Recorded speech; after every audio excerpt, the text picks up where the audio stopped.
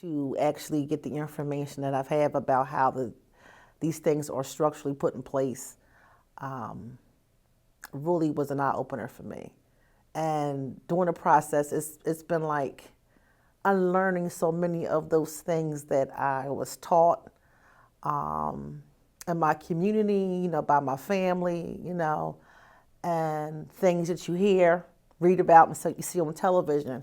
So it's been a journey. Yes.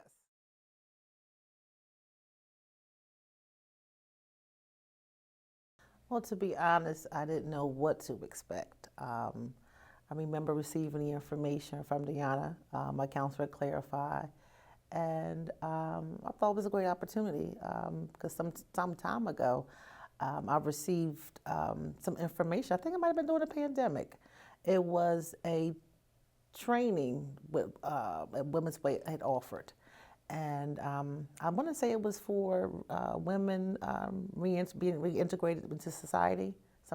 So that kind of triggered my interest in Women's Way a little more because some years ago there was a job. This was like maybe like in the early 2000s. I applied for a Women's Way. And I kept seeing things pop up, and I would say, "Oh, I'll volunteer in Women's Way," but always something came up, and I never had the opportunity to do so. So, with the fellowship, I did not know what to expect. I know Women's Way did a lot of work with women in the community. I did a little bit of reading about some of the grants that they offer to small businesses and stuff like that. So, for the fellowship, didn't know what to expect. After going through the actual fellowship, words can't describe it. It truly, well, I didn't have any expectations to start with, but it exceeded what I thought it could possibly be. The bond that I have, with all the women that participated in the fellowship with me, and just the educational aspect of it all. It was like kind of the undoing of my mind because it was so many things that I just was not aware of about how society is run. Because I was always under the impression too that like, oh, I definitely made a lot of bad choices, and because I did so, like I'm struggling trying, to get out from the bottom, and to actually get the information that I've had about how these things are structurally put in place really was an eye opener for me. And during the process, it's been like unlearning so many of those things that I was taught in my community, by my family, and things that you hear, read about, and so you see on television. So it's been a journey. Yes.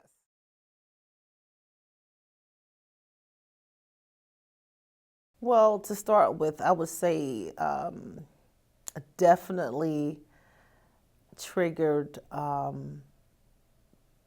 new work to start within me going through the process. Because before I signed up, I was a little stagnated in a lot of areas, uncertain what I want to do, and just just unclear about a lot of things. So having the opportunity to be a part of the fellowship has helped me to want to work on my healing more for myself and my family. It's really given me a sense of, oh my gosh, encouragement,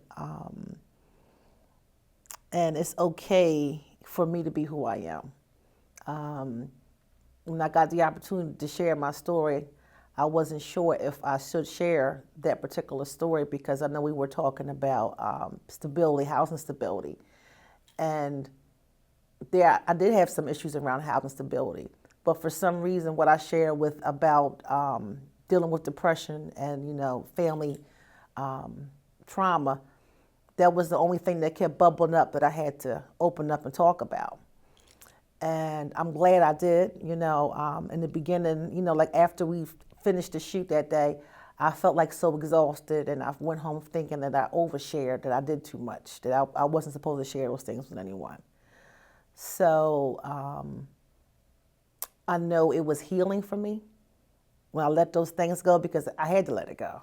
Because there's so many things, that we hold on to. And as I always say, I have no more space in my head to keep stuff. So with that being said, I had to learn to, and I'm still learning, to let go some of the old so I can bring in some new, good, positive things into my mind, body, and soul, because those things were weighing me down, and I didn't have room to take any other information in. It was just like, I'm hearing the information, it's being talked about, but there's no room for me to receive.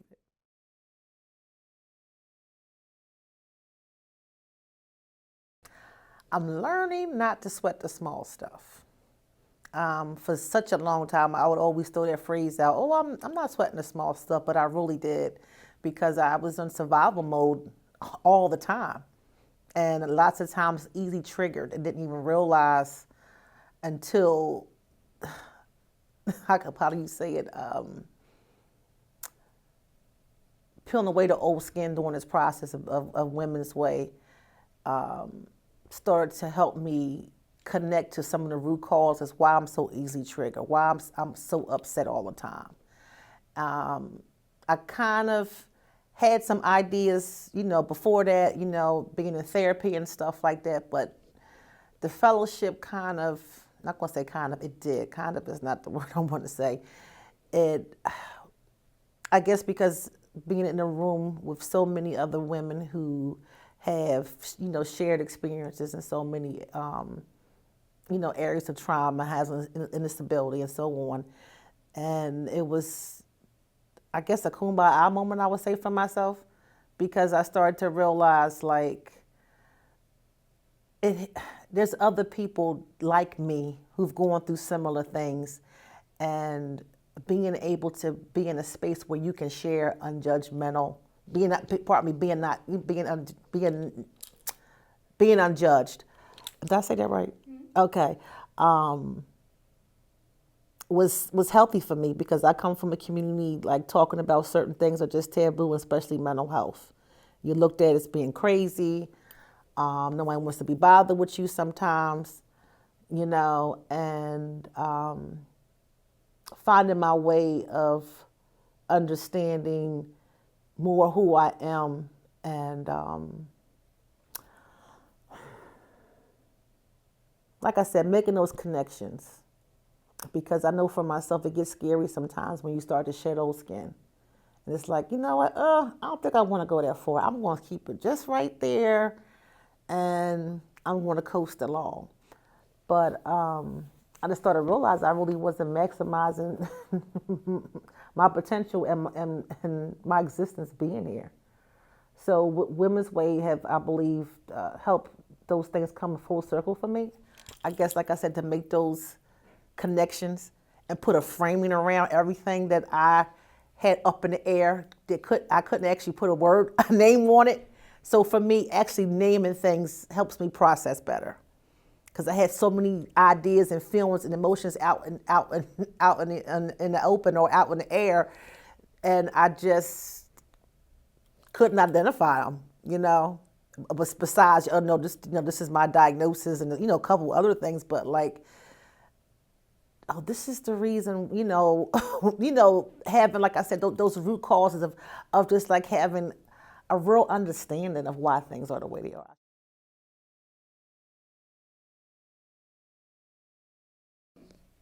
Definitely community and solidarity, I can honestly say, and the support, from the staff at Women's Way. I mean, they're like spot on about things, having the opportunity to, work closely with Gifty and Kelly and Diane, and for them to be like ongoing cheerleaders for you, and they're serious about it, they mean it, because some people, are not genuine, and they are really genuine, and I also having those one-on-one therapy sessions with Reggie definitely helped a lot. The group sessions, I believe, also to help break a lot of the ice between myself and my fellow cohorts. So, especially the one-on-one sessions with Reggie, because Reggie was able to also, she's a very good listener, like Kelly, Diane, and Gifty, but very good listener. And she was able to give it back to me. And it was like, oh, she's listening to me. Because I've had therapists, I have a few therapists over the years, I can say. And Reggie is one of two who really got me, was able to really see me for who I am, and able to also put a frame, a framework around things and give it back to me in a way that I can really understand, and also gave me some tools to help me move forward. For someone like Reggie who has experience in this field, who has a passion for the work, it just spoke volumes. Her commitment to to the sessions, and like I said, she was just able just to put things in a perspective for me after listening to me. The tools that she's given me was give myself grace. That's one. It was quite a few, but giving myself more grace is the one I'm going to stick with for this answering this question.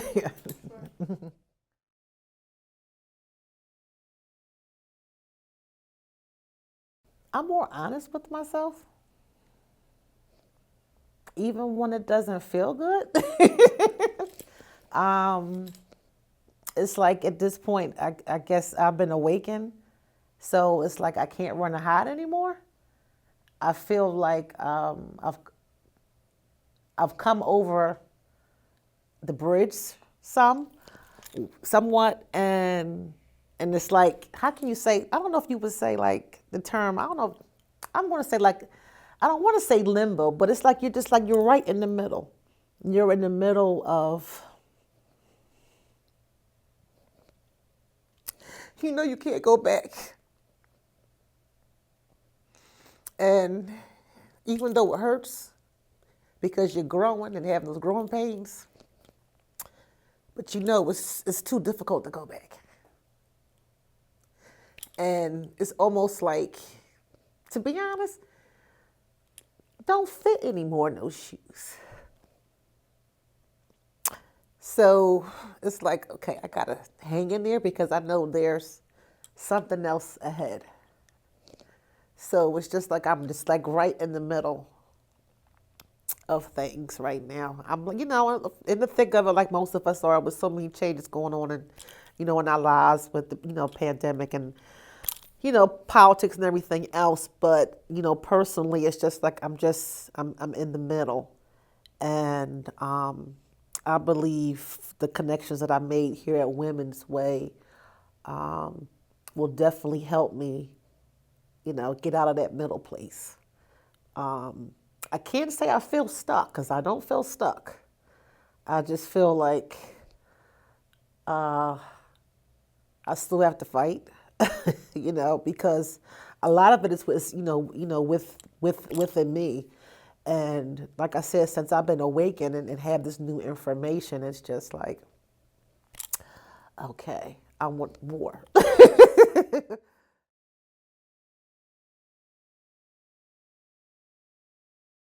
I think this was some years ago, might have been maybe over 10, 11 years ago. There was a human service program offered at Orleans Tech. And I had she was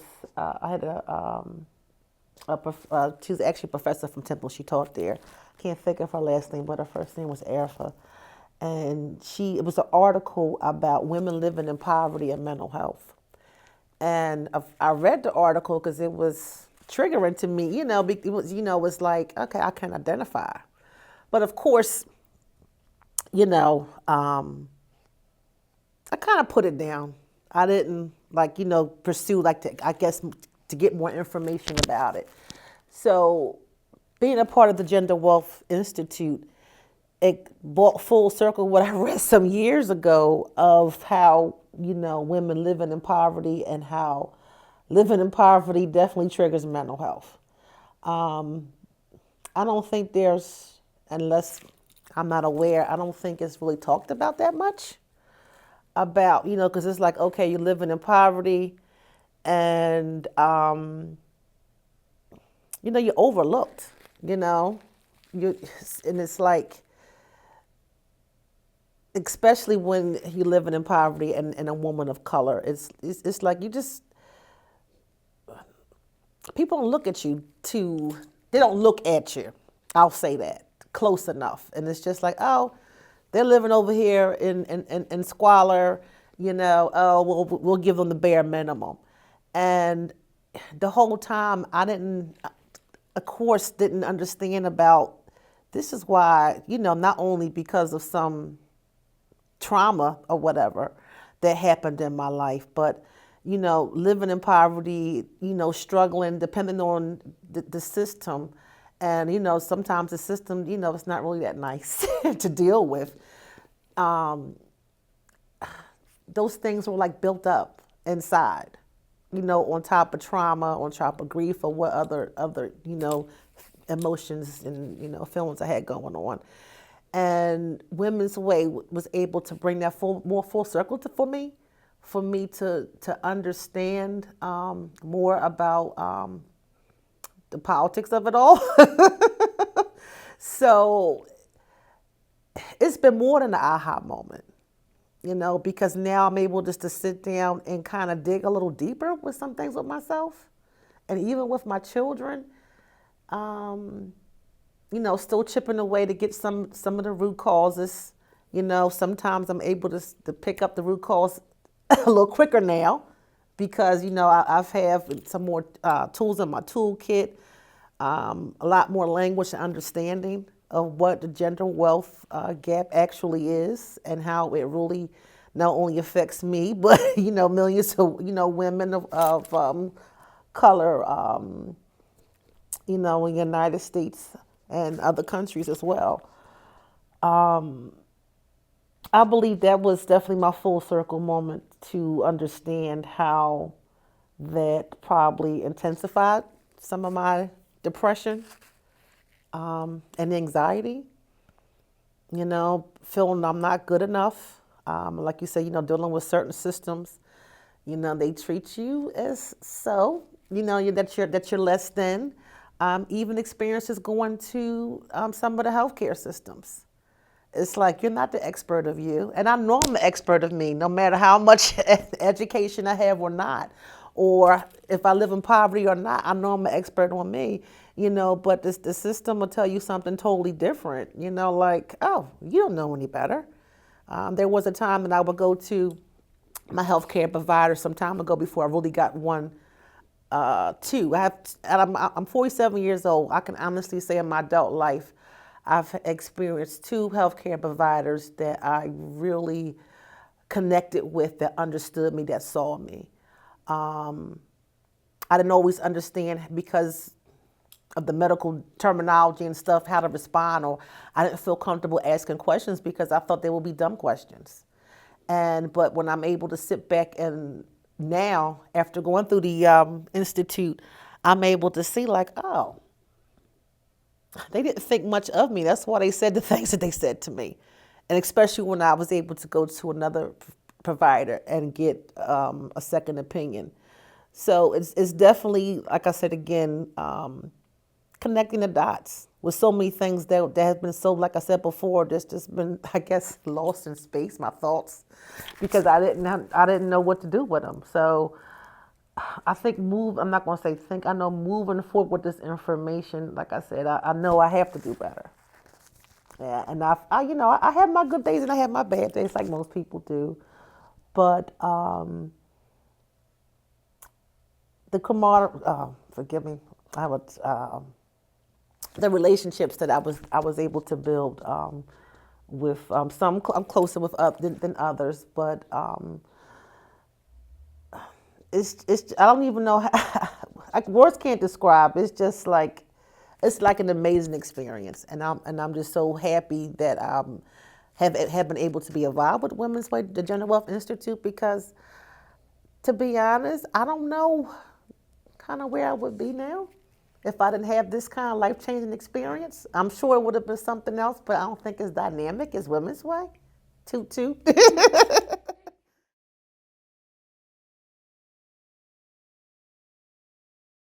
I feel a lot, I feel more comfortable now than ever to talk about it because I know it works. You know, like even at my place of work, and I work in adolescent medicine clinic, and um, and I happen to say to some of the young adults I talk to, sometimes you might get not the first therapist. You know, the first therapist might not be the one. It might take a little time for you to actually find one. So being able to share my lived experience with someone else, um, I'm not afraid to talk about it anymore. I know for myself, like I said before, like some friends or people that were close to me, even family members, when I would talk about it, I was like stamped with a stigma. You know, maybe maybe one or two people like kind of hung in there with me and understood, but it's just kind of ironic how things have shifted now. Because this was some years. This was over started maybe over 12 years or more. And like how some people now that kind of used to talk about me, I'll have a conversation with them, they'll give me a call. Well, you know, I have anxiety and I have depression.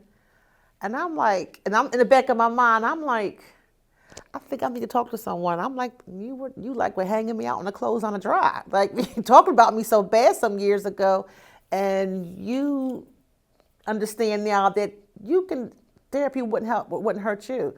So to be honest, it's sometimes a little difficult to take the high road because I'm ready to say out my mouth, well, you talked about me so poorly because I shared with you about being experiencing depression and needing medication to help stabilize that. So again, I don't have any trouble with sharing with anyone, and I advocate for people if you can. To be honest, Sabrina, the sad part about it now, I know here in Philadelphia, and I've heard that maybe some of the counties as well, it's a waiting list to get a therapist. And the waiting list are like months out. And I'm real, that's, and then it's not even, I know before it was just because if you had Medicaid or Medicare insurance, but now it's even private insurance. What do you tell people to do in the meantime? Yeah, so no, I don't have a problem being an advocate for mental health. There's definitely stigma about it, and you like after all these things are transpiring, you're starting to hear more and more people talk about it now of color and more such of a movement and a push to get people involved, to seek therapy, and like it's like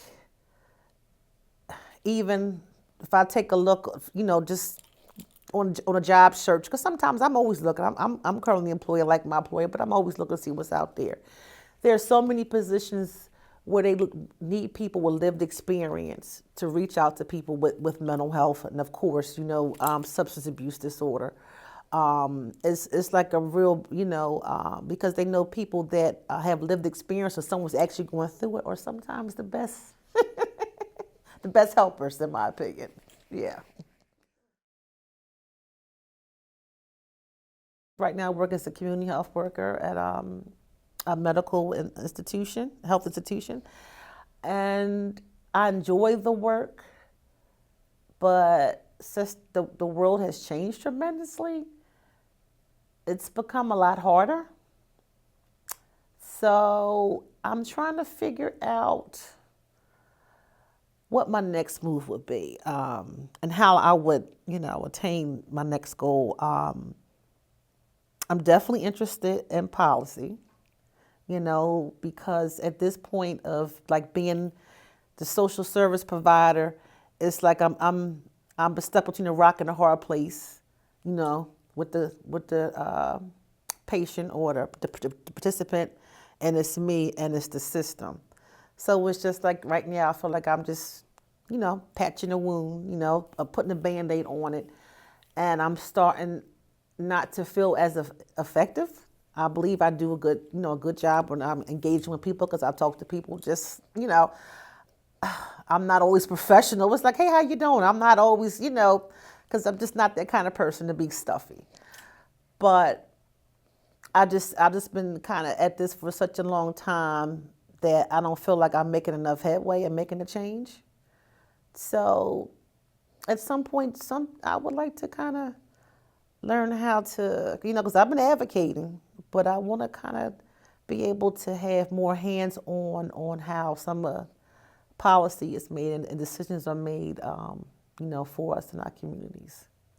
So that's definitely one thing, but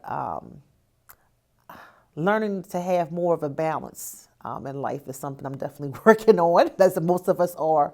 So like I'm going to start exploring more. Definitely exercise because that's something I haven't been, definitely self-care is exercise because, sometimes we think, oh, looking good, but no, it's definitely internal, physical and mental as well. So there's a kind of, and I'm also interested in the arts. I like interior design. I like fashion. So I'm just trying to figure out how to put some of these things together because I kind of want to do two things at once. Like most people say, once you find your passion, it'll never seem like work or something to that effect. That's how I want it to be for me in the future, yeah. Or sooner than later.